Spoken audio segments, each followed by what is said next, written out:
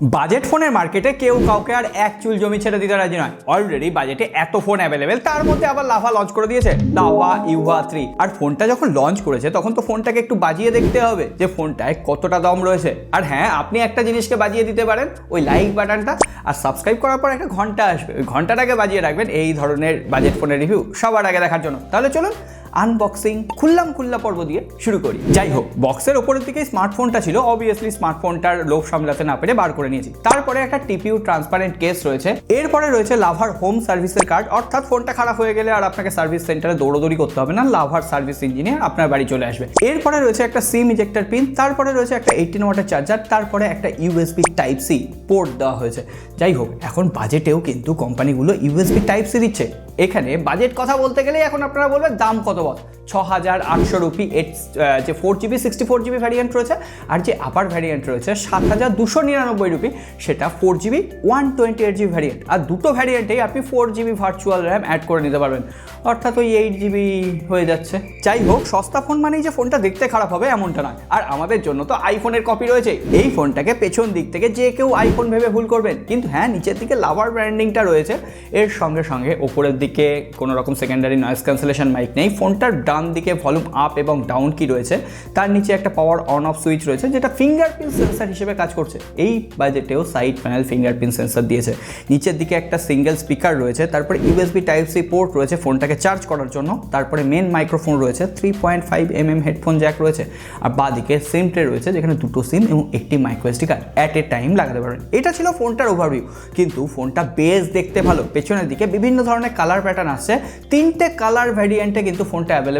আমার কাছে এই সাদা কালারটাই সব থেকে বেটার লাগছে। আর এখানে যখন সূর্যের আলো পড়ছে তখন কিন্তু কালারটা বিভিন্নভাবে রিফ্লেক্ট হচ্ছে। পেছনের দিকে একটু ম্যাট ফিনিশ ডিজাইন দেওয়া হচ্ছে, ফলে হাতের ফিঙ্গারপ্রিন্ট অতটা আসছে না। হ্যাঁ, পেছনে পলিকার্বনেট রয়েছে, যে ফ্রেমটা রয়েছে সেটাও পলিকার্বনেট, কিন্তু ওভারঅল ফোনটা দেখতে ভালো লাগছে। বিল্ড কোয়ালিটি যথেষ্ট সুন্দর, স্টাডি ফিল দিচ্ছে। তো দেখে মনে হচ্ছে না যে কম দামি স্মার্টফোন, কিন্তু দেখতে দিলেই তো সব হবে না, আমাদের স্মার্টফোনটা ডিসপ্লের সাথে সময় কাটাতে হবে। এখানে রয়েছে 6.6 ইঞ্চির একটা HD+ IPS LCD panel display, এছাড়াও 90 হার্টজের রিফ্রেশ রেট রয়েছে। এখানে ডিসপ্লেটা সত্যিই ভালো কাজ করছে, কোনো রকম টাচ স্মুথনেসের অভাব নেই। এমনকি ইউটিউবে আমি ভিডিও চালিয়ে দেখলাম 720p পর্যন্ত আপ টু আপনি ভিডিও দেখতে পাবেন। HDR এর সাপোর্ট রয়েছে, ভিডিও কোথাও কোনো রকম ল্যাগ করে না। ইউটিউবে কালার বেশ পাঞ্চে দিচ্ছিল, সাইড ভিউইং অ্যাঙ্গেলও যথেষ্ট ভালো ছিল। আর সিঙ্গেল বটম ফায়ারিং স্পিকার দেওয়া হয়েছে, সেই স্পিকারটার কোয়ালিটি আমি এভারেজ বলবো। হ্যাঁ, সাউন্ড কোয়ালিটি যথেষ্ট লাউড, তবে ট্রিপল আর যে বেসটা রয়েছে সেটাকে একটু ব্যালেন্স করার প্রয়োজন ছিল। ডাইরেক্ট সানলাইটে আমি ইউজ করে দেখলাম, কোনো রকম ভিজিবিলিটির প্রবলেম হয় না। হ্যাঁ, এখানে কত ব্রাইটনেস রয়েছে আমি জানি না, তবে ডিসপ্লে যথেষ্ট ভালো। আর সব থেকে বড় কথা, এই প্রাইস পয়েন্টে ডিসপ্লেতে একটা পাঞ্চল দিয়ে দেওয়া হয়েছে, আর ডিসপ্লের বেজেল আর চিনও কিন্তু যথেষ্ট অ্যাগ্রেসিভ বলা চলে প্রাইস পয়েন্টে। কিন্তু এত কিছু হলেও আমাদের মন ভরে না, আমাদের মন ভরাতে পারে শুধুমাত্র পারফরমেন্স। ইউনিসকের T606 প্রসেসর দেওয়া হয়েছে, আর আমরা এই প্রসেসরে যখন অ্যান্টুটু চেক করলাম প্রায় 2.5 লাখ স্কোর এলো একটা 7,000 রুপির স্মার্টফোনে, সেটা কিন্তু যথেষ্ট একটা ভালো স্কোর। শুধুমাত্র তাই নয়, এই স্কোরটাকে এনহ্যান্স করেছে এখানে UFS 2.2 স্টোরেজ টাইপ রয়েছে, DDR4X র্যাম রয়েছে। ডেইলি লাইফে যে অ্যাপ্লিকেশনগুলো আমি ইউজ করি সেগুলো সমস্ত ইউজ করে দেখেছি, টুকটাক কোনো রকম প্রবলেম হয় না, ফোনটা ল্যাগও করে না, র্যাম অপটিমাইজেশনও যথেষ্ট ভালো ছিল।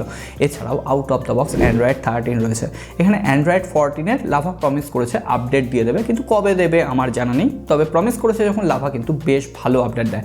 এখানে যে সফটওয়্যারটা দেওয়া হয়েছে সেটা লাভার একদম স্টক Android UI, কোনো রকম ব্লোটওয়্যার নেই, কোনো রকম আনওয়ান্টেড নোটিফিকেশন নেই। এই জিনিসটাই আমার সব থেকে লাভার পছন্দ হয়। কিন্তু এর সঙ্গে সঙ্গে লাভা কিন্তু স্টক অ্যান্ড্রয়েড হওয়ার পরও বেশ কিছু টুকিটাকি ফিচার দিয়েছে, যেমন অ্যাপ্লিকেশন লকের ফিচার আপনি পেয়ে যাবেন, ডুয়েল অ্যাপ্লিকেশনের ফিচার আপনি পেয়ে যাবেন। এছাড়াও আপনি নিশ্চিন্তে কল রেকর্ড করতে পারবেন, অর্থাৎ অ্যানাউন্স করে জানিয়ে দেওয়া হবে না। এখানে ডায়ালার প্যাডটা জাস্ট আপনাকে চেঞ্জ করে নিতে হবে। তবে হ্যাঁ, এই ইউআইয়ে দু একটা ছোটোখাটো বাগস রয়েছে।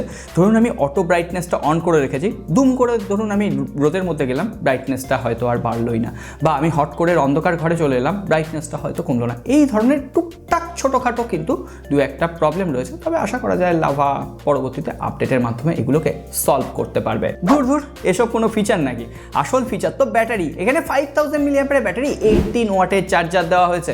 আমরা এই প্রাইস পয়েন্টে সচরাচর 10 ওয়াট পাই, এখানে 18 ওয়াটের চার্জার দিয়ে মানছি ফোনটাকে 1.5 ঘন্টার উপরে টাইম লাগছে ফুল চার্জ হতে, তবে একবার চার্জ করলে না 2 দিনের আশেপাশে ব্যাটারি ব্যাকআপ দিয়ে দিচ্ছে। কারণ এই ফোনটা দিয়ে আপনি তো গেমিং করবেন না, আর গেমিংয়ের কথা যখন এলাম তখন বলে দিই, এখানে আমি 2-1 বার পাবজি খেলা ট্রাই করেছি, পাবজি যথেষ্ট ল্যাগ করছে।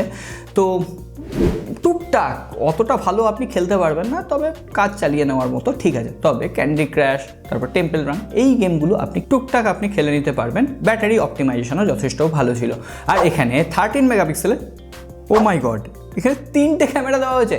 13 মেগাপিক্সেলের প্রাইমারি ক্যামেরা, তারপর একটা আরও ইম্পর্টেন্ট ক্যামেরা VGA ক্যামেরা, আর একটা AI সেন্সার দেওয়া হয়েছে। যাই হোক, আমরা শুধুমাত্র 13 মেগাপিক্সেলের ক্যামেরাটা নিয়ে কথা বলবো। ডাইরেক্ট সানলাইটে ঠিকঠাক ছবি দিচ্ছে, তবে শার্পনেস একটু কম, যেহেতু 13 মেগাপিক্সেল।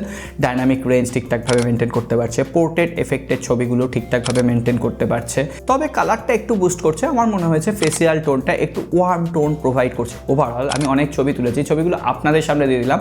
আপনাদের ছবিগুলো কেমন লাগছে অবশ্যই কমেন্ট বক্সে লিখে জানাবেন। আর ভিডিও ক্যামেরার কথা বলতে গেলে এখানে 1080p 30 fps সেলফি ক্যামেরা এবং ব্যাক ক্যামেরা দিয়ে আপনি ভিডিও করতে পারেন, টুকটাক কাজ চালিয়ে নেওয়ার জন্য যথেষ্ট।